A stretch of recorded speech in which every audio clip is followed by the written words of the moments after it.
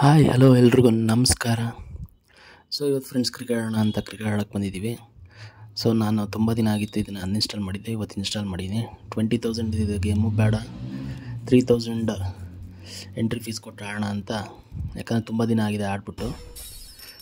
Okay, ಬಂದರು ನಮ್ಮ partner, ಇವ್ರ ಆಪೋನೆಂಟು, ಇವ್ರ ಮೇಲೆ ಆಡ್ಬೇಕು ನಾವೀಗ.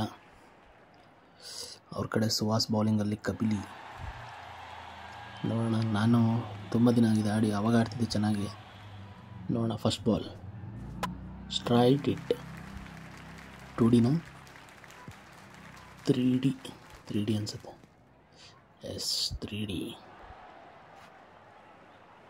Okay, next ball Nathan medium fast ಕೊಡು.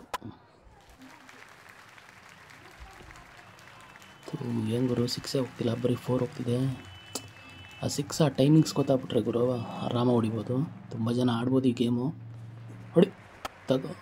ಬರೀ 4 ಹೋಗ್ತಿದೆ. ನಾನು ಅದು ಆಲ್ಮೋಸ್ಟ್ ಗ್ಯಾಪ್ ಇರೋದು ನೋಡಿ ಹೊಡಿತಾ ಇದ್ದೀನಿ.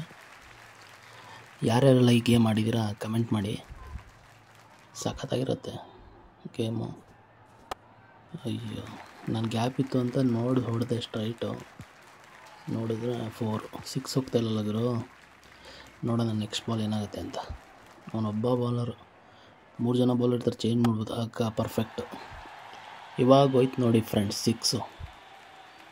ಆಡಿದ್ರೆ ಒಂದು ಟ್ರಿಕ್ಸ್ ಗೊತ್ತಾಗ್ಬಿಡುತ್ತೆ.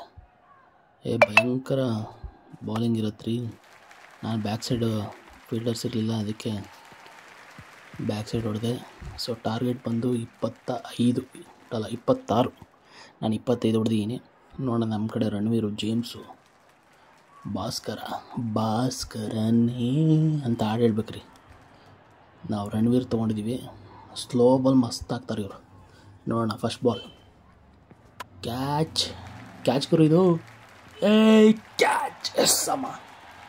ಇಷ್ಟು ಹೇಳ್ತಾ ನಮ್ಮ ವಿಡಿಯೋ ಮುಗಿಸ್ತಾ ಇದ್ದೀನಿ. ಎಲ್ಲ ಶೇರ್ ಮಾಡಿ, ಸಬ್ಸ್ಕ್ರೈಬ್ ಮಾಡಿ. Thank you.